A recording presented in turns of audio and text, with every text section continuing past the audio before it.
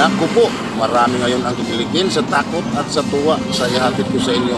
Sa mga hindi pa nakakapanood at nakakaalam sa balitang ito, nakita ko ito sa Net25 sa kanilang YouTube channel at sa kanilang Facebook page. Kaya kung gusto nyo makinig ng mga balita na walang kinikilingan at pinoprotektahan, mag-follow at mag-subscribe na kayo sa kanilang YouTube channel at sa kanilang Facebook page. Ngayon baka sabihin nyo na magawa-gawa lang ako ng kwento, ating panoorin sa balita nating nakikita ito. Ang United States of America, USA, ay nagdeklara po ng gera. Ba? Nagdeklara ng gera. Ang dami ng kagera ng US, ha? Alam mo kung sinong kagera ngayon ng US? Sino ang kagera nila? Ang mismong ICC. Nako, pulbos yan. Ay, Durog yan, ICC na yan. Hindi lang basta ICC yan. Oo. Lahat ng kaibigan ng ICC ay kalabanan ng Amerika. Ayan o si Donald Trump o. Naku po, parang galit ka si Trump. Sabi nga dito, as we speak, the ICC and its friends are waging a war against our country.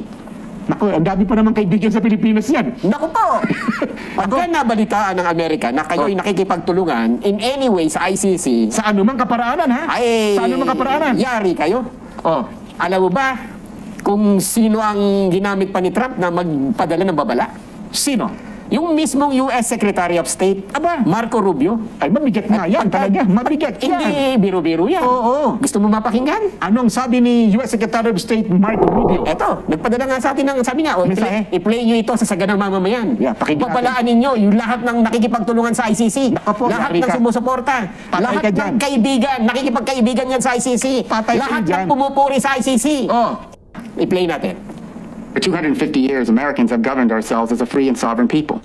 We choose our own leaders, we determine our own laws, and when we're accused of a crime, we stand for judgment before a jury of our own peers. This is the essential and indispensable feature of our form of government. It is the foundation of our shared way of life.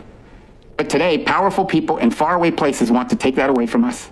They believe that they should be in charge of your laws, of your country, your life, and they don't care whether or not you agree. Halfway across the world, there's an institution that calls itself the International Criminal Court. Maybe you've heard of it, maybe you haven't. But chances are you don't know the names of its judges, of its prosecutors, or its president. And you shouldn't have to. But as we speak, the ICC and its friends are waging a war against our country. Not with bullets or missiles, but with statutes, compacts, and the force of so-called international law. When the ICC was born 24 years ago, they told us that it was merely a narrow backstop, a global court that would step in to prosecute only the gravest offenses, things like genocide and war crimes, and only when a nation's courts were unable to prosecute them on their own. But the truth is, it was something far more radical and extreme. It was a global tribunal staffed by unelected globalist bureaucrats who claim their power is almost unlimited. The danger of this global court has only continued to grow. Today, it threatens every aspect of our political and legal system. Border Patrol agents removing violent criminals from our country.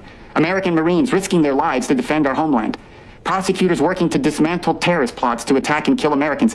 If we stand idle, all of them would be at the mercy of foreign judges thousands of miles away, facing the constant risk of prosecution and even imprisonment for the so-called crime of defending their own country. The American people never agreed to any of this, and they never will. Read the words of our Declaration of Independence. We fought a revolution against a foreign power, transporting us beyond seas to be tried for pretended offenses. Independence is our birthright. We will never let foreign bureaucrats take that away from us. This administration will not sit by as the ICC and its allies seek to threaten our people. If they believe they can deprive us of our sovereignty, we will teach them the full meaning of American resolve. yan po si US Secretary of State Mark Rubio. Hindi ba matindi? Ang bigat ng mga sinabi niya. Ang bigat. Kasi nga naman itong ICC, sabi niya, kahit ayaw mo, pinakikialaman ito mga hukom sa inyong mga bansa eh. At ang Nakita o narinig nyo mga kababayan ang sinasabi. Maraming iiyak nito. At pinakamaraming matutuwa din sa oras na mangyayari na ito. Share nyo mga kababayan para maraming mga kapanood. At sa katunayan yan mga kababayan, nagsalita ng tagapagsalita sa ating Malacanang si Claire Castro na hindi daw sa Ayon kay Palace Press Officer Undersecretary Claire Castro, hindi saklaw ng pamahalaan ng Pilipinas ang pulisiya ng Estados Unidos kaugnay ng ICC. hanggang dito na lang. Maraming salamat. Bye.